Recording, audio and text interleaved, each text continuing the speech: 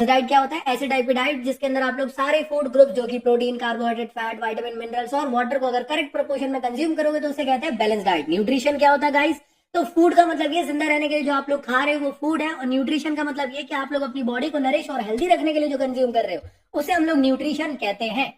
सबसे पहला होता है यहाँ पे मैक्रो न्यूट्रिएंट, जिसका मतलब होता है कि जो आप डाइट में लार्ज अमाउंट में कंज्यूम कर रहे हो उसके अंदर आप लोग को देखने को मिलता है कार्बोहाइड्रेट, जो एक्चुअल में आपको एनर्जी देने का काम करता है, डाइजेशन में बेनिफिशियल होता है। सिंपल कार्बोहाइड्रेट जो होता है ये स्वाद में मीठा होता है, क्रिस्टलाइन नेचर का होता है और वाटर सॉल्युबल का होता है। इसके एग्जांपल के तौर पे आप लोग शुगर, ग्लूकोज, फ्रक्टोज का नाम दे सकते हो। सिंपल कार्बोहाइड्रेट के बाद कॉम्प्लेक्स कार्बोहाइड्रेट आता है जो कि क्रिस्टलाइन नेचर का नहीं है, स्वाद में मीठा नहीं है और याद रखिएगा वाटर सॉल्युबल भी नहीं होता है। इसको हम लोग एग्जाम्पल में दे सकते हैं स्टार्च और ग्लाइकोजन। इसके बाद नेक्स्ट जो आप लोग का मैक्रोन्यूट्रिएंट इसका नाम है प्रोटीन। ये आप लोग की बॉडी के अंदर बिल्डिंग ब्लॉक के तौर पे काम करता है, आपकी मसल्स को डेवलप करता है, नेल्स और हेयर की ग्रोथ के लिए बहुत इंपॉर्टेंट होता है। जितने केजी के आप हो उतना ग्राम सफिशिएंट आप लोग को प्रोटीन डेली कंज्यूम करना जरूरी है। नेक्स्ट है आप लोग का फैट, जो कि आपकी बॉडी के अंदर इंटरनल ऑर्गन को प्रोटेक्ट करने का काम करता है, आपकी बॉडी को गर्म रखता है। इसके अलावा हार्मोन की प्रोडक्शन में ये काफी ज्यादा इंपॉर्टेंट रोल प्ले करता है, बॉडी के अंदर लुब्रिकेंट बनाने की कोशिश करता है। तो सैचुरेटेड फैट आपकी बॉडी के अंदर कोलेस्ट्रॉल के लेवल को बढ़ाता है, अनसैचुरेटेड जो रहता है ये लोअर डाउन या नॉर्मलाइज करने की कोशिश करता है। अगली बात करी जाए वाटर की, तो वाटर आप लोग की बॉडी के अंदर न्यूट्रिशन को एक एक कोने तक ले जाने का काम करता है, बॉडी के टेम्परेचर को रेगुलेट करता है और बॉडी के अंदर जितने भी केमिकल रिएक्शंस आप लोग की होती है उन सब में ये काफी ज्यादा इंपॉर्टेंट रोल प्ले करता है। तो बिना पानी के जिंदगी तो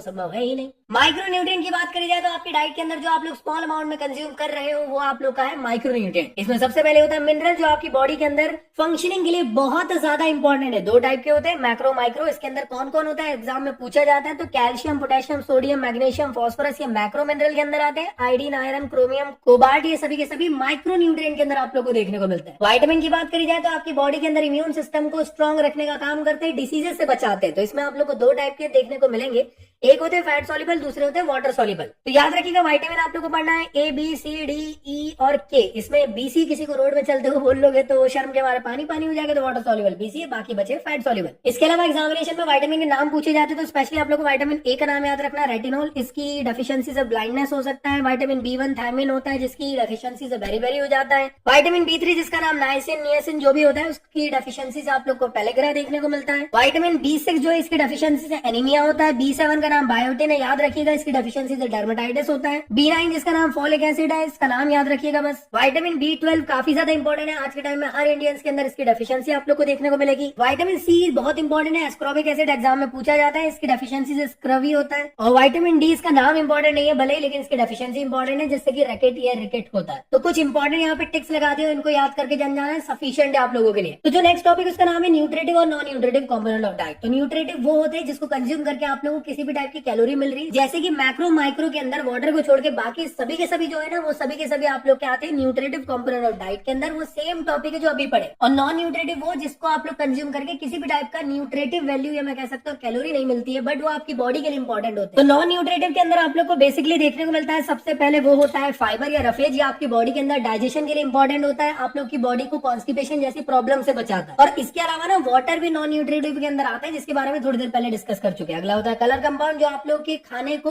अट्रैक्टिव बनाने का काम करता है। फ्लेवर्ड कंपाउंड सिर्फ और सिर्फ उस स्पेसिफिक फ्रूट का या किसी भी चीज का फ्लेवर बनाने का काम करता है और कुछ भी नहीं है, मतलब मैं कह सकता हूँ टेस्ट लाने का काम करता है। प्लांट कंपाउंड जिसमें कि आप लोग हो गया टी हो गई, कॉफी हो गई, इस तरीके के कंपाउंड प्लांट कंपाउंड के अंदर आएंगे जिसमें आप लोग को कोई कैलोरिक वैल्यू देखने को नहीं मिलती है। तो ये सभी के सभी आप लोग के नॉन न्यूट्रिटिव कंपोनेंट के अंदर आते हैं। अगला टॉपिक है हेल्दी वेट। हेल्दी वेट क्या होता है? ऐसे टाइप का वेट जिसमें आप लोग की बॉडी सारी दुनिया की डिजीजेस से बची हुई रहती है। हेल्दी वेट तब अचीव किया जा सकता है जब आप लोग रेगुलर बैलेंस डाइट कंज्यूम करते हो। तो हेल्दी वेट को डिफाइन करना तो याद रखिएगा 19 से 25 के बीच में बीएमआई अगर आपका आता है तो हेल्दी वेट के अंदर आप लोग कंसीडर किए जाते हो। बीएमआई का फॉर्मूला याद होना चाहिए, एग्जाम में आता है। और ये बीएमआई के चार्ट के अकॉर्डिंग आप पता कर सकते हो कि कौन अंडर वेट में, हेल्दी वेट में, ओवर वेट में, ओबेसिटी के अंदर क्या है। कैसे आप हेल्दी रह सकते हो? प्रॉपर वे में अगर आप लोग गोल सेट करोगे, रोज फैटी फूड अवॉइड करोगे, रेगुलर एक्सरसाइज करोगे, प्रॉपर वे में कैलोरी को कंज्यूम करोगे। तो पिटफॉल ऑफ डाइटिंग का मतलब ये कि जब भी आप लोग स्टार्विंग करने लग जाते हो, भूखे रहने लग जाते हो, मील्स को स्किप करने लग जाते हो, उस वजह से आपका जो मेटाबॉलिक रेट है वो धीरे धीरे करके डिक्रीज होने लग जाता है, आप बीमार हो सकते हो, जिस वजह से आप दुबले तो हो जाओगे लेकिन एकदम कमजोर टाइप टाइप दिखोगे। तो ये पिटफॉल ऑफ डाइटिंग के अंदर आता है। फूड इंटॉलरेंस काफी इंपॉर्टेंट है कि जब भी आप लोग कुछ खाना कंज्यूम कर रहे हो तो उसमें आप लोग को वो डाइजेस्ट नहीं हो पाया और वोमिटिंग के थ्रू बाहर आ गया। ये तब होता है जब आप लोग की बॉडी के अंदर डाइजेस्टिव एंजाइम की कमी हो जाती है। सिम्टम के तौर पे पेट दर्द करना, वोमिटिंग होना, हेडेक होना, ये देखना मिलता है। फूड मिथ की बात करी जाए तो इंडिया में ऐसे ढेर सारे मिथ है, जैसे कि पोटैटो खाने के बाद फैट मिलता है। ऐसा नहीं है, पोटैटो के अंदर तो कॉम्प्लेक्स कार्बोहाइड्रेट होता है। अंडे खाने से कोलेस्ट्रॉल बढ़ता है, ऐसा नहीं है, अंडे के अंदर प्रोटीन होता है। पानी पीने से आप लोग की बॉडी के अंदर फैट आ सकता है, जबकि पानी एक नॉन न्यूट्रिटिव कॉम्पोनेंट है, तो फैट कहां से आएगा। और ये दूध पीने के बाद मछली नहीं खाना चाहिए, मछली के बाद दूध नहीं पीना चाहिए, इसके ऊपर साइंटिफिक प्रूवन नहीं है। मुझे कमेंट बॉक्स बताओ आपके मोहल्ले गली में कौन कौन से गलत गलत झूठ वाले मिथ चल रहे हैं जो आप और आपकी फैमिली अभी भी मान रही है। अगला टॉपिक है कि यार स्पोर्ट्स की फील्ड में डाइट का इंपॉर्टेंस है। हाँ जी, हर एथलीट की जिंदगी में डाइट बहुत ज्यादा इंपॉर्टेंट रोल प्ले करता है, क्योंकि वो उसकी बॉडी के अंदर नरिशमेंट प्रोवाइड करता है, वो उसको हेल्दी बनाता है कि वो उस टूर्नामेंट में खेलने लायक बन सके। तो कंपटीशन से पहले ध्यान रखना है कि आप लोग को एक ऐसी डाइट कंज्यूम करके जाना है जिसके अंदर कार्बोहाइड्रेट हो, जिसके थ्रू आप लोग को इंस्टेंट एनर्जी मिल सके, और ढेर सारा पानी शानी और इलेक्ट्रोलाइट पीकर जाना है जिससे कि आपकी बॉडी हाइड्रेटेड रह सके। मैच के दौरान आप लोग को कोशिश करना है कि आप लोग एक आध केला कंज्यूम कर सकते हो, जिससे कि आप लोग को कार्बोहाइड्रेट मिल जाए इंस्टेंट एनर्जी के साथ, और साथ ही साथ आप लोग को बॉडी को हाइड्रेट रखने की जरूरत पड़ती ही पड़ती है। जब आप लोग का मैच खत्म हो जाता है उसकी